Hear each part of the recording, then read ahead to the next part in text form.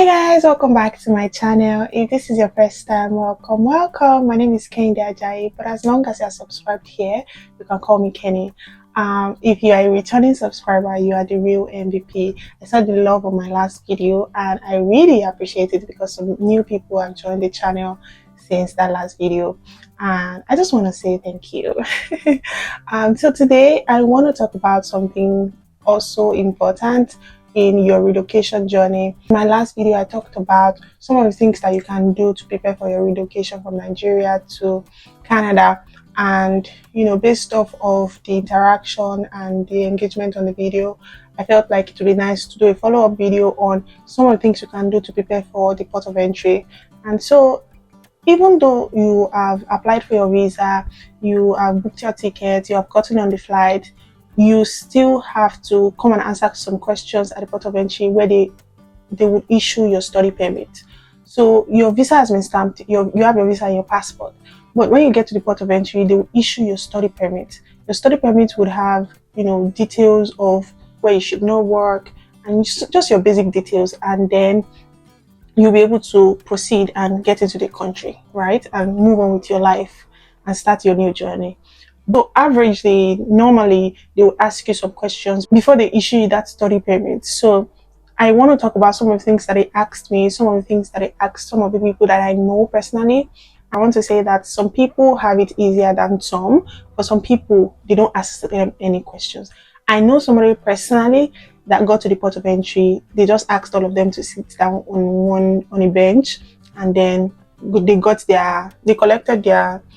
So I think they got their passport and then they just gave them their study permit. They didn't ask them any questions. Some people have it that easy. For some other people, they will ask you not so hard questions, basic questions that you should know, to be fair. For some other people, they will ask them actual questions that you have to think. So I'm just going to cover, to the best of my knowledge, the ones that I think that that I know from experience and from the people that I know. Bear in mind, I am not a licensed immigration officer, so I'm only speaking based off of experience, my own experience and the experiences of the people that I know. So first thing that I want to say is have your document in a file and have that file in your hand luggage. So when you are coming to Canada, you have two big boxes, usually 23 kg each, and then one hand luggage that is 7 kg. So my own advice is that in your big boxes, your two big boxes, what should be inside should be maybe your wigs, maybe your clothes, your food items and all of those things. In your hand luggage as a 7 kg, you want to utilize it well. You want to make sure that you have a file that has all your documents, including your passport, everything that you will need in terms of documents. All the documents that you used in your relocation journey, have 2 copies of each in that file, so that in case you need to pull out anything to prove that you are not a scam, you are not here, you are here legally, you are in Canada legally, it's not like you pass backyard. you should have it in that file so that it can come in handy. You know that you are saying, oh, I need to wait for my big box. For some people, they don't get their boxes, their big boxes at the airport because of missing boxes and all of that. So they take your address down and say, oh, we are going to send your box to you in like 2 days. In the next 2 days, they get your location. So you want to make sure that you are not leaving yourself at the mercy of the big box. So make sure that your important documents are inside your file. So in this file, you want to have your admission letter, your enrollment letter. So an enrollment letter is different from an admission letter. An enrollment letter is a letter that shows that you are enrolled into the program that you said you are going for in that school. So your school, it will have your school's letterhead, everything there, and then it will say you are enrolled from this so month, maybe from September 2023 to May 2024, something like that. That's what your enrollment letter is. For privacy issue, I will not be able to put a picture of my enrollment letter on the screen, but ask for your enrollment letter from your school. Maybe send them an email to ask from them. So just tell them that you want it for immigration purposes, and they will be able to issue that to you. So make sure that you have your admission letter, your enrollment letter, your passport. Then you want to, if you have paid a part of your tuition, any part of it, either $500 for what's it called? What's that thing called? Confirmation. So some schools require that you pay a certain amount as deposit, tuition deposit. For some other schools, they just say you should pay confirmation fee, which is like 500 CAD or so. But whatever the case may be, whatever amount you have paid to your school as a deposit, make sure that you have the receipt of that with you. You can either take a receipt from the bank that states how much you paid to your school's account, or if your school has gotten the amount, your school has gotten the payment, ask your school for a receipt of how much you have paid so far and how much you have left. So that when your immigration officer, if they ask, if they should ask you for it, you can show them that I paid so amount, I'm going to pay the remaining when I land or in the coming days. And you want to take a proof of where you'll be staying. So if you're going to be staying off campus, you want to have your lease. If you have signed your lease already, for my sister and I, we already signed our lease. We already paid security deposit. So we just showed that to the immigration officer when they asked about where we'll be staying. So we just told them that we already signed the lease, we already have an apartment, and we knew the address of our apartment. So if you have secured an apartment, you should know the address of where you're going to, and your signed lease. If you have that, if you're going to be staying on campus, even easier. You just tell them at the immigration, you just tell the immigration officer that you already have you are staying on campus and you have already secured a room for yourself. So have the proof of all of these things in that file that will be in your hand luggage. You don't need too many copies of your documents. If you are taking your admission letter, you don't need more than 2 copies. In fact, I don't think you need 2 copies, but to be on the safe side, you don't need more than 2 copies so that you don't have too many documents where you're now trying to look for, they're asking you for lists and you are bringing out enrollment letter and you are just all over the place. So that your head is in a good place and you are settled, make sure that you don't have too much copies of one document in that file. So second thing that you need to do before you get to the port of entry is that, before I mention the second thing, the thing is that when you land in Canada, you are going to follow, there's a trail. For me, I landed in Montreal Airport, and that was the port of entry for me. I was coming to Halifax, but my port of entry was in Montreal. So when you land, you're going to see a trail that says arrivals. So you just follow the line. You, of course, see people that you just landed together. You follow the line. There is a spot where you are supposed to scan your passport and all of that. You should be able to figure that out like very easily. And there's an app called ArriveCan. You can fill that 74 hours before you land in Canada. And so if you have filled your ArriveCan, scanning your passport at that point when you land in the airport should be faster and easier, because you don't get to answer all the questions that you would have answered on ArriveCan. So 72 hours before your travel, you can download ArriveCan, fill the information there, and you'll be ready for the port of entry and landing. So scan your passport, and then you join another queue. If you are confused about anything, there are officials at the airport that can answer your questions, all of your questions. So if you need directions on where to go next, just ask them. Tell them that you just landed in Canada and you are an international student. Where do you go next? As simple as that. So once you scan your document, that's when they will show you the queue that leads to the immigration officer that is going to issue your study permit. Third thing that I'm going to say is that know all the basic information about your school, your province, and where you're going to. I know that if you used an agent, it can be very comfortable for you to feel like, oh, my agent has done everything, I have my visa, I can get into Canada. When you get to the port of entry, you'll be alone there. You can't be on the phone, you cannot be talking to anybody. So it's going to be you and you alone. So you don't want them to ask you, where is your school? And then you say Nova Scotia, and they say, where in Nova Scotia? And you don't know. It doesn't make sense. So you should be excited about doing your basic research, checking out where your school is at, just basic things about your school. Nobody's really going to ask you, oh, what lecturer is going to be teaching you brand marketing your first year? Nobody's going to ask you that. But basic questions about where your school is at and how many years your program is, and all of those basic simple things. Know them and be confident. So the next thing I want to talk about is, if you use an agent for your application, make sure that you know what is written in your SOP. Your SOP is your statement of purpose. If you applied for any visa in Canada, you must have written a statement of purpose.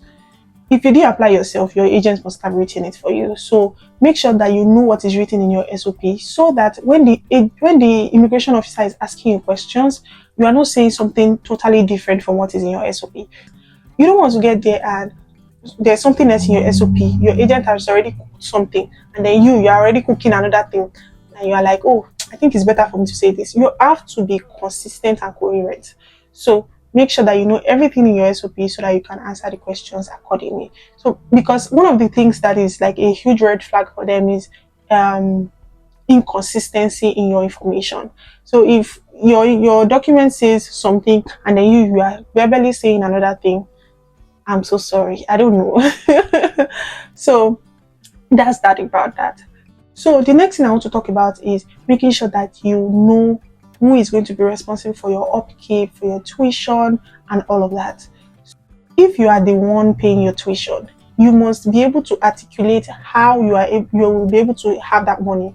If you have an account, maybe you are a business owner you were a business owner in Nigeria, you have saved up for some money for like maybe 3 years, and you have your bank statement. Originally, a bank statement would have been submitted for your application. Again, if you used an agent, make sure that you have the information to all of these things. Using an agent is not a license to not doing your research or not knowing anything. Nobody is giving any excuse for you. Nobody is going to excuse you and say, oh, this person used an agent. Oh, don't ask them any questions. They are going to ask you. So it's in your best interest to make sure that you know all of these things. A bank statement would have been submitted when you were submitting your application to be a student in Canada. So make sure that you know the bank that you submitted and all of that, and be able to explain the kind of money that is there. So if you are going there and saying, oh, I'm going to be funding myself, you have to be able to explain that, oh, I was a business owner in Nigeria, I've saved up for some amount of years, or maybe if your spouse is sponsoring you, know what job your spouse does and how you have been able to save up till the time that you are getting into Canada, and how you'll be able to pay for the rest. If your parents will be sponsoring you, make sure that you know the job that your parents do and how they will be able to fund your fees. Just have the information of all of those things. Your bank statement as well, whichever account, whosoever will be paying your school fees, whosoever will be responsible for you in your first few months of Canada, make sure that you have the bank statement that you have printed from Nigeria with you in your file that is in your luggage. So that if they ask you who is going to be funding your tuition and your upkeep for the next few months, if you say your parents and they ask you for the proof, maybe a bank statement that shows that your parents have been earning good amount of money in the last 1 year or 6 months, you just show them and they will be able to see that, oh, this person's parents is actually capable. If it's you that is going to be funding yourself or sponsoring yourself, make sure that you have the bank statement that shows that you can actually afford it. Not that 2 days or 3 days to your trip, you go and borrow 3 million and put it in your account. It's not going to work. It's going to be laughable, and you might just put yourself into trouble. Make sure that you have all of those things all together. Your bank statement should at least be 6 months before your travel. So have all the information about who will be paying the rest of the tuition and be responsible for your upkeep, because their own expectation at the port of entry is that, what if you don't get a job? There are so many people that get to Canada and don't get a job within their first 6 months or 8 months or 1 year. It's reality. So they have to make sure that you are able to fend for yourself.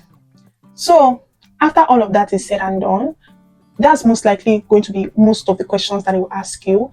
And for me, they asked me why I chose the course that I chose, and I just gave them like a very simple answer, genuine answer, something that correlated with my statement of purpose. So, and that was it. They issued my study permit to me, and I left the immigration officer, and I was able to find my way to my gate for my next flight.